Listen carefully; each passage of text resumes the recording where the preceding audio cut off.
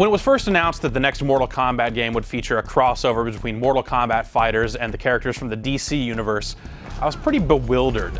It seemed like maybe kind of a desperate move or a last-ditch effort to try and get people excited about the Mortal Kombat series after a few years of it being okay, but not necessarily as classic as it once was. Over the course of its development, getting to see it, bits and pieces here and there, it was like, you know, these ideas actually are starting to sound really good, and maybe it's going to play okay, like maybe this is going to turn out. And that's basically how things have ended up. Mortal Kombat vs. DC Universe is a stellar fighting game. It revamps the Mortal Kombat fighting system from both the previous set of games and the original 2D games to form something that kind of feels like bits and pieces of those, but new all the same.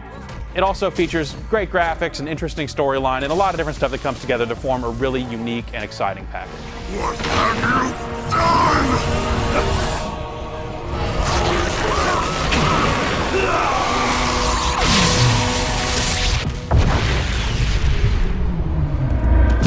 The story feels like it's primarily just set up to justify things like how can an ice ninja fight Superman and win, or how can the Joker excel at hand-to-hand combat, or why the hell is the Mortal Kombat universe colliding with the DC universe. It explains these things pretty well, and the answers are stuff like the universes are merging because of energy shot into a teleportation portal, and all the powers are fluctuating because of the merging of the universes, so Superman isn't as strong as he normally would be, and he's weak against magic, and you know, all this kind of comic book style stuff that, you know, you just kind of need in place just to explain away some of the ridiculous things about the game. But I don't know, I kind of like the ridiculous nature of the game, just seeing these fighters in tights fighting against, you know, demon ninjas and all this other stuff. It's just kind of cool to see. There's also an arcade mode in place, and this lets you pick a character and fight your way up the ladder like a standard Mortal Kombat arcade mode should. At the end of this, you do get some kind of basic ending that says, you know, what would have happened if this fighter dominated all these other fighters? So it seems like there's enough modes and stuff to do by yourself. Of course, it also has online play, which is the real way to play because you want that competition there. This is exciting. It's got basically the leaderboards you would expect, and it works out pretty well. But let's talk about the fighting system. The fighting system in Mortal Kombat vs. DC Universe is interesting because it kind of throws away a lot of what went on in the last handful of MK games, keeping a few very select things like combo breakers. The combo breakers are key because it also takes a lot of things from the original MK games, namely the concept of very heavy juggle combos. As a result, you know, if you're playing against someone who really knows what they're doing, they're gonna do a little combo, knock you up in the air, and then keep you up there for a while. If you have a combo breaker, you can actually just use this to bust out of the combo at any point. It's not even like a really skillful timing-based thing. So you can prevent yourself from getting stuck and losing, you know, 30% of your life just because one guy's really good at timing these really crazy-looking juggles.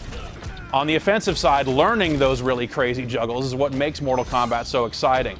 There's almost an art to it. It's really crazy to watch people that are really crazy good at Mortal Kombat do what they do. And you can do that stuff, which you know, was kind of what drove Mortal Kombat 2 and 3 in this game. The fighting's also broken up by a few modes that are basically designed to take you out of the fight and do something a little different for a while. These are kind of button guessing games called free fall combat and close combat. Sort of like how Mortal Kombat 3 had positions where you could, you know, hit people and uppercut them through the wall into a different stage and that sort of thing. They do that here, where you can kind of knock people off the edge, but then you jump off after them. So as they're falling, it actually becomes a game where you hit one of the buttons to do an attack.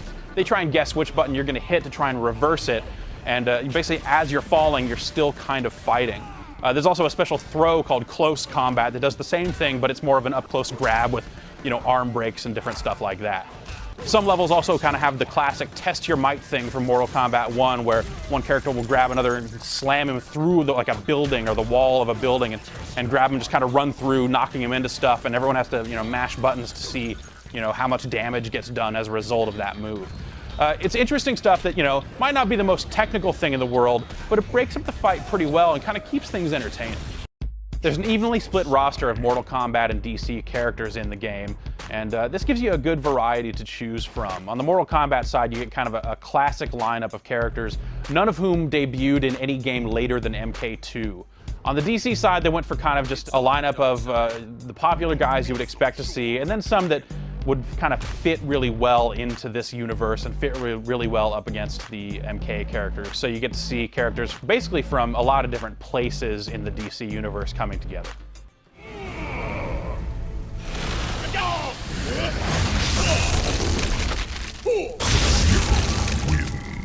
There was a lot of uproar when Mortal Kombat vs. DC Universe was first announced because it was also announced that it was going to have a T rating. The game does have finishing moves, but they're not, you know, gory. They are rated T14. So you see a lot of moves where people are just doing what they might actually normally do in a Mortal Kombat fatality, but the body isn't exploding into a cloud of blood and rib cages and stuff like that. So Jax still does the bit where he claps the guy's head, but the guy's head does not explode. Jax wins. Fatality.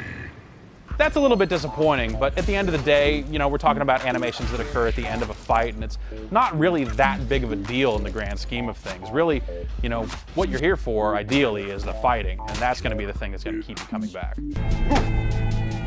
Even though the game might be rated to be teen-friendly, there actually is blood in it. During the fights, when you hit someone in the face, you'll get kind of a cloud of blood. And the uniforms actually tatter up really well during the course of a fight. If Scorpion gets hit in the face a lot, actually kind of reveal the skull underneath his ninja mask. You'll see Superman or Captain Marvel's tights just get all shredded up, and you'll see kind of just scrapes and bloody kind of bruises and stuff like that on them. And that stuff looks really great. It's actually kind of startling to see some of this stuff in a T-rated game. When taken as a whole, the thing that stands out most to me about this game is the fighting system itself. It's really satisfying, and it's one of the games that, you know, you feel like it's worth getting good at, whether it's just with one character or if you want to kind of spread your time across a few different characters.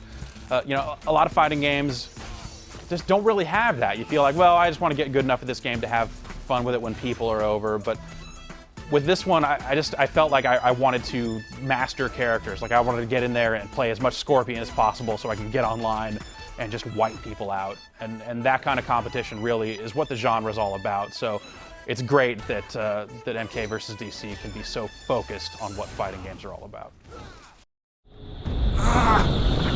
Flash, are you okay? Flash, are you okay?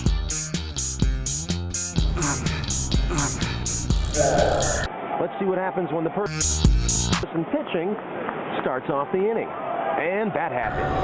Flash, are you okay? I'm fine, Diana. I just felt strange for a moment.